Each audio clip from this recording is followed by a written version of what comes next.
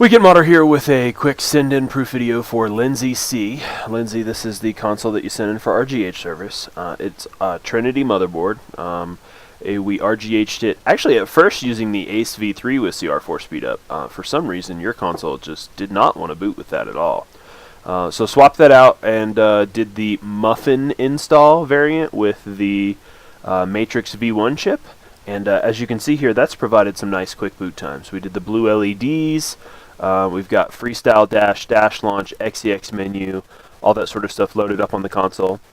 In the disk inside the little sleeve here, you've got backup copies of your original NAND, your updflash.bin, which is the modified NAND, as well as your CPU key and various other software that's useful. So be sure to take a look at the links that come in your final confirmation email, as those contain some useful guides to get you started. But otherwise, everything's done here. We'll get this thing packed up. The mail has already run here on Saturday, so unfortunately this console won't ship out to head back your direction until Monday. Because I use priority mail, you're looking at a delivery of approximately Wednesday. So definitely appreciate your business, and hope you enjoy the console. Thanks.